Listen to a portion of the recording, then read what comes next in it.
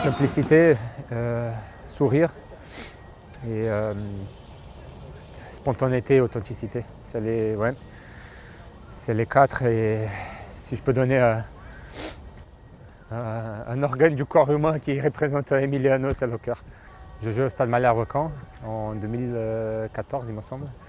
Et il est arrivé pour nous aider dans notre première aventure en Ligue 1. Et on l'a très bien reçu. C'était un garçon vraiment adorable qui s'est vite adapté dans le groupe. Il nous fallait des gars comme lui, des guerriers, des gens qui se battaient sur le terrain.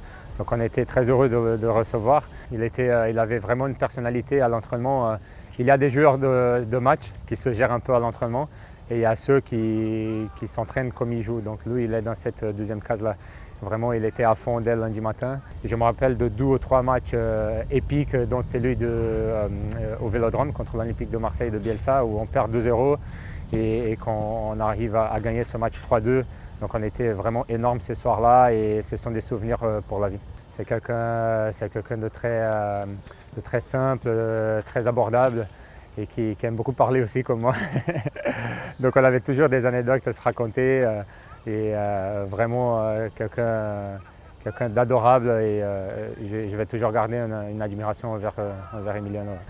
Ce qui me manque, et c'est aussi un gros regret, c'est qu'on attendait tous, ceux qui l'ont connu vraiment bien, qu'ils puissent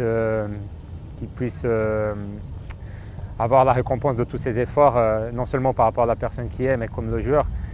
Et ce gros regret, c'est que c'était son moment. Et à chaque fois que je le voyais marquer avec Nantes, on ressentait cette petite émotion. Il avait aussi ce côté très simple, très humble, que je considère qui est venu de son éducation familiale et de ses origines en Argentine, bien sûr. Je peux vous garantir qu'un mec comme lui, on n'en a pas beaucoup. Et quand on voit que lui, il est sur le point d'être transféré pour une équipe meilleure, d'avoir quelque chose financièrement qui peut permettre à sa famille de respirer mieux en Argentine et que surtout qu'il prend du plaisir sur le terrain, je pense que c'est ce qui me manque et c'est vraiment un gros regret.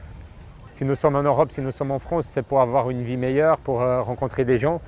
Et lui, il était vraiment dans une ascendante dans sa vie professionnelle, personnelle, humaine. Il avait tellement de choses à voir encore. Et voilà, on essaie toujours après tout ce temps-là de comprendre pourquoi. On se demande pourquoi lui, pourquoi il est parti, quoi. C'est plus ça. C'est qu'on ne peut pas choisir les gens comme ça par rapport à l'état d'esprit, mais on se demande pourquoi Emiliano.